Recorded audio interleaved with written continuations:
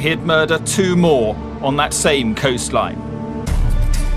What was the motive? What could have happened? It must have been horrific. A complete madman could only have carried it out. His appalling crimes cast a long, dark shadow over a peaceful rural community as he continued to live amongst them. I think he came to a point where he actually believed that he was untouchable. This is an account of a murder investigation spanning 25 years. A vicious, cunning character who was very difficult to catch. The cutting-edge forensic evidence that finally convicted a serial killer. When you find the first bit of evidence, it's like turning on a light switch, and suddenly it's all illuminated. And the victims he left behind. How can you live with yourselves with what you've done to my parents? All this has dominated so much of my life. I mean, I just want rid of this person. I just want my life back.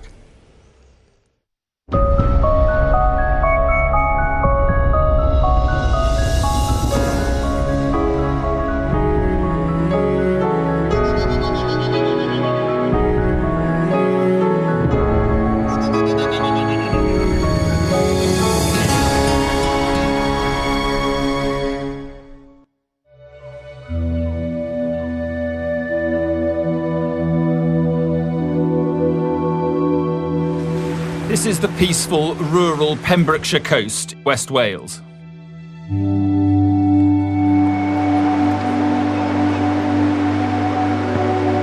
This is an area of outstanding natural beauty. It is one of the safest places in the UK to live.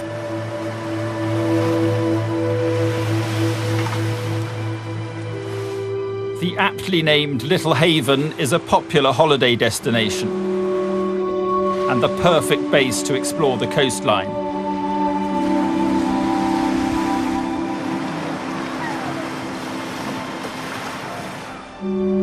But in 1989, it became the scene of a horrific crime. That June, Peter and Gwenda Dixon, a couple in their 50s, travelled here from Oxford. He was a gentleman, Peter. He was a man who people would readily turn to, be they in trouble. He was a good role model when we were growing up. Both him and Gwenda were the kind of people you would want as friends, as neighbours. They liked the Pembrokeshire coastline, they liked the people. I think they went virtually every year there for as many years as I can remember.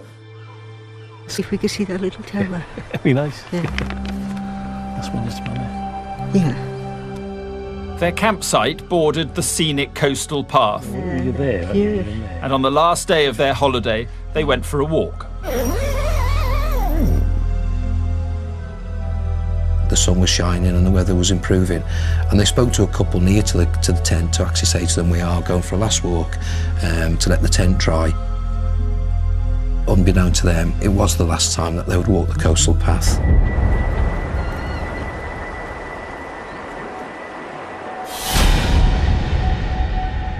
Around half a mile from the campsite, they entered a wooded area.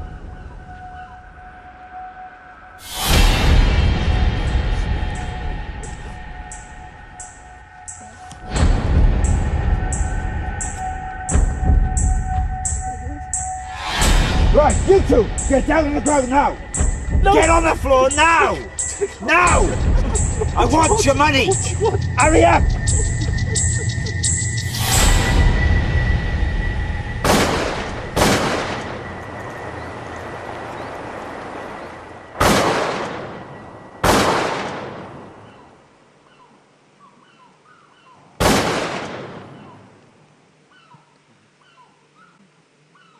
Two days later, their son Tim reported them missing, and police began to comb the area.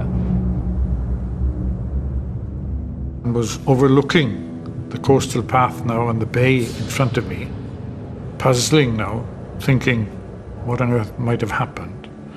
And I hadn't been there 5 minutes when all of a sudden my 2 dog handlers shouted, "Don, boss, come quickly."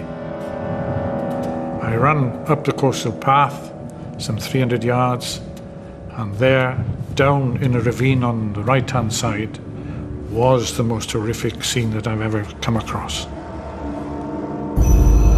The two bodies of Mr. and Mrs. Dixon, female lying here, male 6 foot away, tied up, shotgun wounds. Terrible, terrible sight. I must admit, I was really shocked to the roots. Peter was tied up and they'd been robbed and shot in the face at point-blank range with a sawn-off shotgun. I think as an investigator, what becomes quite clear is the amount of violence that the victims have had to suffer. And one of them must have been shot before the other, knowing that their fate was going to be the same. I can't believe what state of mind they must have been in just before the moment that they were actually murdered.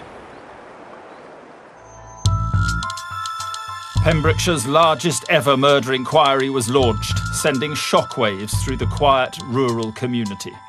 Holidaymakers have been warned to be on their guard while the hunt for the killer of Mr. and Mrs. Dixon continues. One of those chance encounters that has an impact on you for the rest of your life. If it hadn't rained the night before, if it had gone north instead of south. But there's lots of ifs and buts in life, and the consequences of this if and but has lived with us for the last 22 years. Please, if anyone has any information that might help, tell the police. And to the persons responsible, you can't be happy with yourselves. Why don't you just give yourselves up to the police? How can you live with yourselves with what you've done to my parents?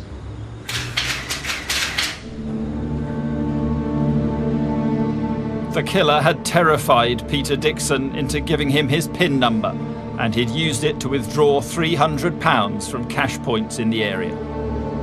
What was the motive? For small amounts of money gained from stealing the credit cards, £300 or £400, it didn't make sense at all. And to be killed in cold blood.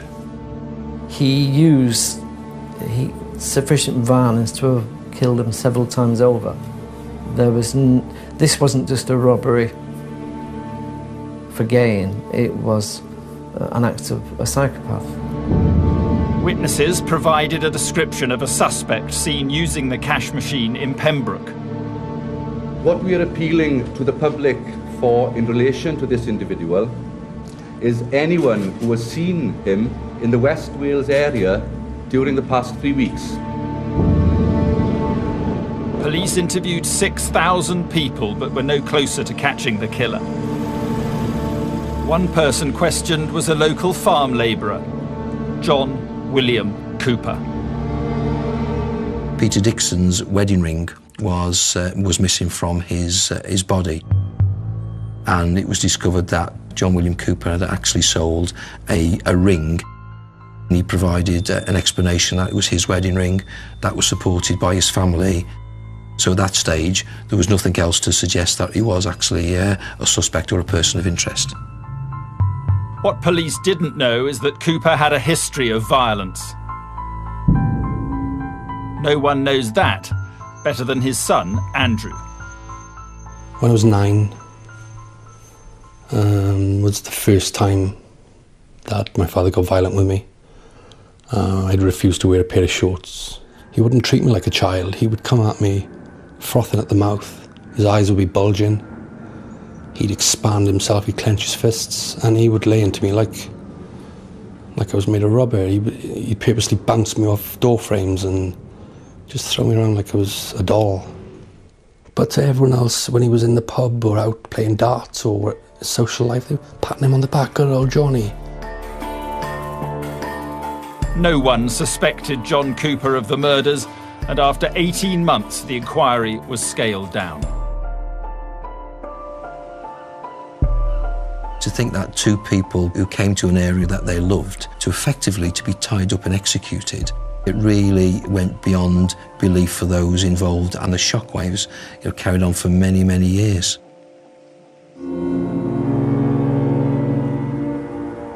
One double murder in this countryside community was shocking. But 4 years earlier, less than 10 miles away from Little Haven, there'd been another.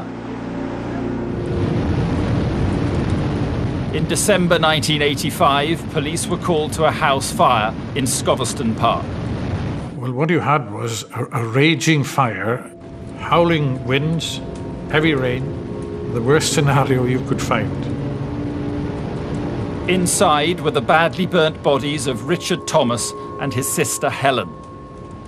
Richard had been shot in the head and stomach. Helen had been tied up and shot in the head.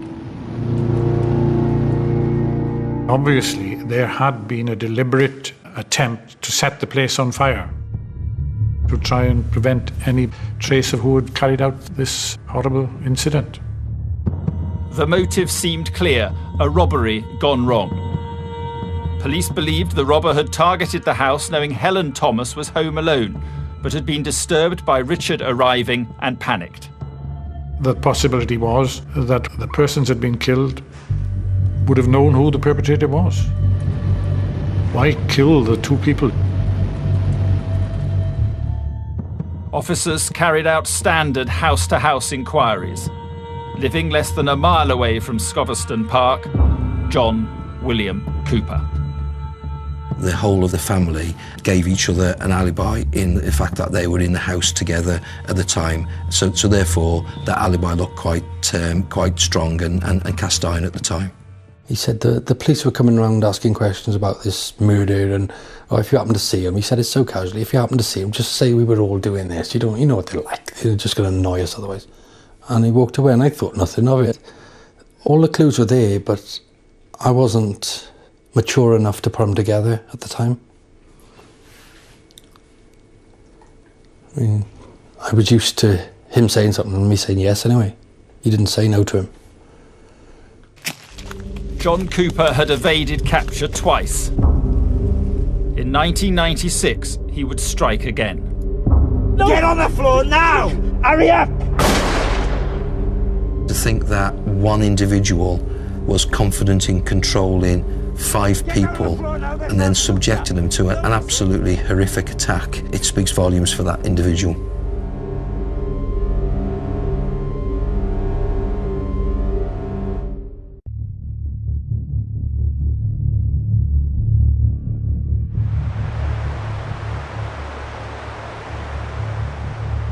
By the 90s, the Welsh county of Pembrokeshire had 4 horrific unsolved murders. In 1985, Helen and Richard Thomas were shot dead in their home and their house set on fire. In 1989, Peter and Gwenda Dixon were executed, also by shotgun, on a bright summer's day on the coastal path near Little Haven. Any murder is violent, but these were particularly horrendous crimes. I think it shocked the community and I think it shocked the police officers investigating because it was so out of their experiences in dealing with crime within that area.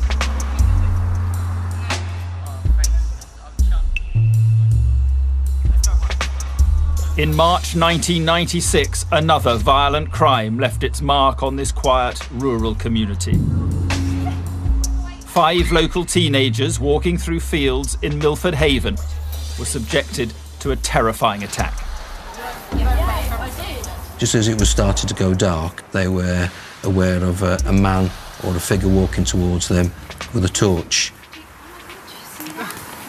He was wearing a balaclava, dark clothing and holding a shotgun. Get down on the floor now, this, I'll shoot you! No messing! He terrorised these teenagers. He then went on to rape and sexually assault 2 females and later demand money from the rest of the group. He fired the shotgun in the air as a warning shot. So it must have been an absolutely terrifying experience for all of them. They were children going down to the woods that night and, once the incident had occurred, they had to grow up very quickly. They lost their innocence, their confidence, their trust in other people. That must be a dreadful thing to try to come to terms with. No one was caught, leaving Pembrokeshire police with